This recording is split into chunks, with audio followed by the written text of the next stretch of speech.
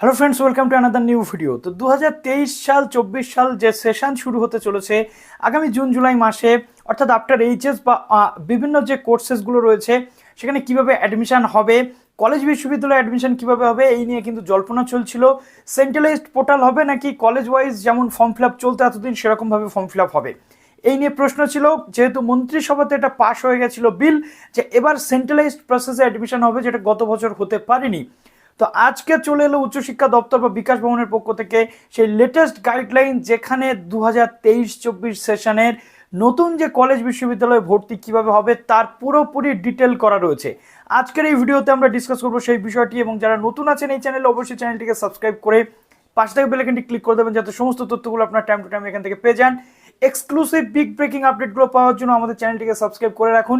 Please ভিডিওটা একটু like করে দেবেন, শেয়ার করে দিতে ভুলবেন না। কমেন্ট সেকশনে কমেন্ট আপনারা ভরিয়ে দিন যে কি মনে হচ্ছে আপনাদের এই নিয়ে। যদি কোনো প্রশ্ন থাকে তবু আপনারা কমেন্ট করে জানান। হয়ে গেছে কলকাতা গ্যাজেট, যে কোনো নোটিফিকেশন বা গাইডলাইন আসা সেটা শুধুমাত্র কলকাতা গ্যাজেটের মাধ্যমে আসে। আমাদের ওয়েস্ট বেঙ্গল গভর্নমেন্টের আন্ডারে যতগুলো রয়েছে, সেটা চাকরি হোক, ভর্তি হোক বা যে কোনো নিয়ম হোক, তো সেই কলকাতা গ্যাজেটে পয়েন্ট করে করে বলা রয়েছে। ডিটেল ডিসকাশন সম্পূর্ণ ভিডিওটা তার জন্য দেখতে হবে। তো চলো অন স্ক্রিন তোমাদেরকে দেখিয়ে দিই। তো এটা হলো সেই Kolkata gadget, the Kolkata gadget, যেখানে বেরিয়ে গেছে। দেখো অর্ডার নাম্বার এখানে দেওয়া রয়েছে। উচ্চশিক্ষা দপ্তর, ডিপার্টমেন্ট অফ হায়ার এডুকেশন, দেখো government of West Bengal higher education department, Bikash ভবনের পক্ষ থেকে নোটিফিকেশনটা বেরিয়েছে 24 এপ্রিল ডেট তারিখে। হোয়ারিয়াস গভর্নমেন্ট কি বলা হচ্ছে, whereas government aided colleges, state aided universities administrative control of the higher education department, অর্থাৎ হায়ার এডুকেশন ডিপার্টমেন্টের আন্ডারে যে কন্ট্রোল রয়েছে গভর্নমেন্ট অ্যাডেড, স্টেট অ্যাডেড অর্থাৎ সরকারি, সরকার অধ্যুষিত, এবং রাজ্য সরকার যে সংযুক্ত ইউনিভার্সিটিস রয়েছে তাদের আন্ডার গ্রাজুয়েট কোর্সের ভর্তি অনলাইন এবং সিস্টেমের মাধ্যমে হয়ে থাকে এতদিন ধরে। Whereas it has been observed that since the implementation of online system যখন থেকে ইমপ্লিমেন্ট হয়েছে, কলেজ লেভেলে স্টুডেন্টসদের আন্ডার গ্রাজুয়েট কোর্সে অ্যাডমিশন নিতে হয় এবং তাদের একাধিক কলেজে কিন্তু আবেদন করতে হতো এতদিন। অর্থাৎ যদি কোনো স্টুডেন্ট 5টা কলেজে অ্যাডমিশন নিতে চায়, তাহলে 5টা কলেজের ওয়েবসাইটে গিয়ে আলাদা আলাদাভাবে তাদের রেজিস্ট্রেশন করতে হতো এবং ফর্ম ফিল আপ করতে হতো, যেখানে আলাদা আলাদাভাবে কিন্তু অ্যাডমিশনের ফিস কিন্তু তাদেরকে দিতে হতো বা অ্যাপ্লিকেশনের ফিস তাদেরকে দিতে হতো। তো এবার থেকে দেখো কি বলা হচ্ছে, whereas it has been observe that in such system, এবং এই যে সিস্টেম রয়েছে এই সিস্টেমে পার্টিকুলার কলেজ যে সমস্ত অ্যাডমিশন প্রসেসগুলো চলতো, একটা কলেজের অ্যাডমিশন প্রসেসের সাথে আর একটা কলেজের অ্যাডমিশন প্রসেস কিন্তু একই সময়ে চলতো, এবং এক্ষেত্রে স্টুডেন্টসদের মাল্টিপল অ্যাডমিশন ফিস কিন্তু দিতে হতো বিভিন্ন কলেজে। অর্থাৎ ধরো মনে করো কোনো একটা কলেজ ধরো মনে করো বারাসাত গভর্নমেন্ট কলেজে কোনো একটা ক্যান্ডিডেট অ্যাপ্লাই করেছে, আবার সে সরোজিনী নাইডু কলেজেও কিন্তু অ্যাপ্লাই করেছে। বারাসাত গভর্নমেন্ট কলেজ এবং সরোজিনী নাইডু কলেজ, সে কি করছে, প্রথমে যদি সে বারাসাত বা সরোজিনীতে চান্স পেয়ে যায়, সে আবার দেখা যাচ্ছে বারাসাত বা সরোজিনী বা যে কোনো অন্য কলেজে অ্যাডমিশন নিতে চাইছে, তার জন্য সে ওয়েট করছে, এবং যে কলেজে আগে চান্স পাচ্ছে সেখানে ফর্মটা ফিল আপ করে এবং সেখানে সে ভর্তির যে টাকাটা পে করে সে অ্যাডমিশন হয়ে থাকছে। এক্ষেত্রে কি হচ্ছে, স্টুডেন্টসের একটা কলেজে অলরেডি অ্যাডমিটেড থাকতে হচ্ছে, কেননা সেই কলেজে আগে অ্যাডমিশন শেষ হয়ে যাচ্ছে এবং নেক্সট কলেজটাতে পরে অ্যাডমিশন শুরু হচ্ছে। তো এবার থেকে যদি পার্টিকুলার একই টাইমে অ্যাডমিশন প্রসেসগুলো চলে, তাহলে স্টুডেন্টসদের এই প্রবলেম থাকবে না, যেটা এখানে কিন্তু বলা হচ্ছে। তো সেপারেট অ্যাডমিশন ফিস বা অ্যাপ্লিকেশন ফিস দিতে হয়, সেক্ষেত্রে স্টুডেন্টসদের 2বার থেকে 3বার অ্যাডমিশন ফিস কিন্তু পেমেন্ট করতে হয়।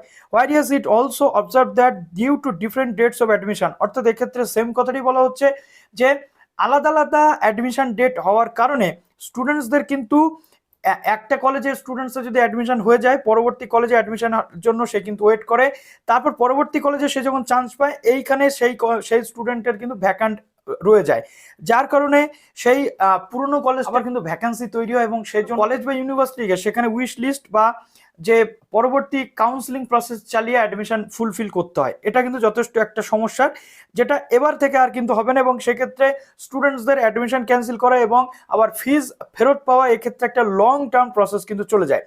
হোয়ারিয়াস considering all the above, considering the need of uniformity, তো এই ক্ষেত্রে সমস্যার জন্য একটা ইউনিফর্ম বা একটা নির্দিষ্ট পার্টিকুলার সিস্টেম প্রয়োজন, যেখানে ট্রান্সপারেন্সি থাকবে অ্যাডমিশন সিস্টেমের ক্ষেত্রে, যেটা কন্ট্রোল করবে উচ্চশিক্ষা দপ্তর, government of West Bengal within aim to provide opportunities to the students to choose their desired college.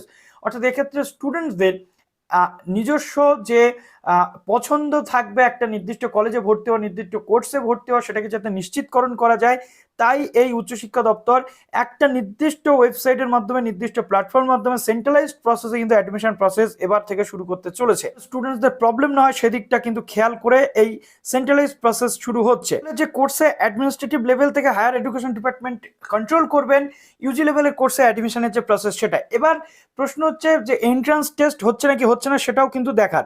তো সেটা আমি বলে দিচ্ছি।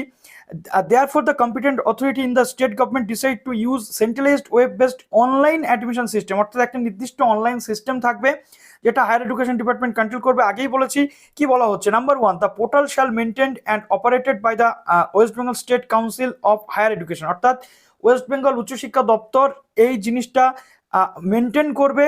দেয়ার শাল বি ডেডিকেটেড ব্যাঙ্ক অ্যাকাউন্ট, অর্থাৎ উচ্চশিক্ষা দপ্তরের একটি ডেডিকেটেড ব্যাঙ্ক অ্যাকাউন্ট থাকবে যেখানে অ্যাডমিশন ফিস বা অ্যাপ্লিকেশন ফিস কিন্তু স্টুডেন্টসরা যেটা পে করবে সেটা জমা হবে। দ্য কাউন্সিল শাল ট্রান্সফার দ্য অ্যাডমিশন ফিস, অর্থাৎ যে কলেজে স্টুডেন্টসরা অ্যাডমিশন নেবে সেই কলেজে হায়ার এডুকেশন ডিপার্টমেন্ট 1 মাসের মধ্যে সেই ফিসটা পাঠিয়ে দেবে। এই যে মেনটেনেন্সের জন্য যাবতীয় যা কিছু সেটা কাউন্সিল দেখে নেবে। State government in the higher education department may at its discretion keep any courts or colleges universities out of the purview of the centralized admission portal, অর্থাৎ কোনো কলেজ বা ইউনিভার্সিটি বা কোনো কোর্সকে উচ্চশিক্ষা দপ্তর চাইলে এই ওয়েবসাইটের বাইরে রাখতে পারে বা এই অ্যাডমিশন পোর্টালের বাইরে রাখতে পারে। That's why Jadavpur university, Presidency university, সেখানে যদি এন্ট্রান্স পরীক্ষা হয়, প্রেসিডেন্সি ইউনিভার্সিটি এই যে উচ্চশিক্ষা দপ্তরের অ্যাডমিশন পোর্টাল এর আন্ডারে কিন্তু থাকবে না। কেননা প্রত্যেকের একটা নিজস্ব স্বকীয়তা রয়েছে। যদি কেউ এন্ট্রান্স নিতে চায় তাহলে এর আন্ডারে উচ্চশিক্ষা দপ্তর তাকে নাও রাখতে পারে। এবার দেখা যাচ্ছে এর মধ্যে কোন কোন কলেজ বা ইউনিভার্সিটি থাকছে না। প্রথমত autonomous college like Medinipur autonomous college, like saint Xavier's autonomous college, এই সমস্ত কলেজগুলো যারা স্বশাসিত কলেজ তারা এর আন্ডারে থাকছে না। সুতরাং তোমরা যদি সেখানে অ্যাডমিশন নিতে চাও তোমাদের সেই অ্যাডমিশন পোর্টালে গিয়ে আবেদন করতে হবে সেই কলেজের। মাইনরিটি এডুকেশনাল ইনস্টিটিউশন বা কলেজ যেগুলো রয়েছে, ট্রেনিং কলেজ অর্থাৎ বিএড এর ক্ষেত্রে, বিএড বা ডিএলএড এর ক্ষেত্রে বা অন্যান্য যে ট্রেনিংগুলো রয়েছে, নার্সিং ট্রেনিং কলেজ এর মধ্যে থাকবে না। ল কলেজেস যেগুলো রয়েছে, universities offering like fine arts, performing arts, অর্থাৎ এর মধ্যে কিন্তু রবীন্দ্রভারতী ইউনিভার্সিটি থাকছে না। ক্রাফটস, ডান্স, মিউজিক, তারপরে এই সমস্ত যে সমস্ত প্রফেশনাল কোর্স তারা এর মধ্যে থাকছে না। Colleges offering engineering, pharmacy, nursing, medical courses, self financing বা প্রাইভেট কলেজ কিন্তু এর আন্ডারে থাকছে না। সুতরাং এখান থেকে আমরা দেখতে পাচ্ছি যে স্টেট গভর্নমেন্টের আন্ডারে এই কলেজগুলো বা অ্যাডেড কলেজগুলো যেগুলো সেগুলোই থাকছে। প্রাইভেট কলেজ বা প্রফেশনাল কলেজ বা গভর্নমেন্ট কলেজ যেগুলো নিজের যে কোর্স তারা প্রোভাইড করে থাকে, এন্ট্রান্স সেখানে কিন্তু হতে পারে, যেমন প্রেসিডেন্সিতে এন্ট্রান্স হচ্ছে, যাদবপুরে কি হয় সেটাই দেখার। তবে বিষয়টা হচ্ছে যে এবার কিন্তু একটা অন্যরকম প্রসেসে অ্যাডমিশনটা হতে চলেছে। তো সেটা আমাদেরকে লক্ষ্য রাখতে হবে যে কিভাবে হচ্ছে। পরবর্তীতে আরও আমি বিষয়গুলো জানিয়ে দেব এবং স্টেট গভর্নমেন্ট কিন্তু এরপর যেমন অ্যাডভাইজারি আসবে সেগুলো ইস্যু করতে থাকবে, সেগুলো আমাদেরকে একটু দেখতে হবে। তো এই নিয়ে যারা তোমরা অ্যাডমিশন নিতে চাইছো কলেজের পর, এবার কিন্তু এইচএস এর পর কলেজে অ্যাডমিশন নিতে চাইছো, তাদের কি মনে হচ্ছে কমেন্ট সেকশনে জানাতে ভুলো না। ভালো থেকো সবাই, বেস্ট অফ লাক।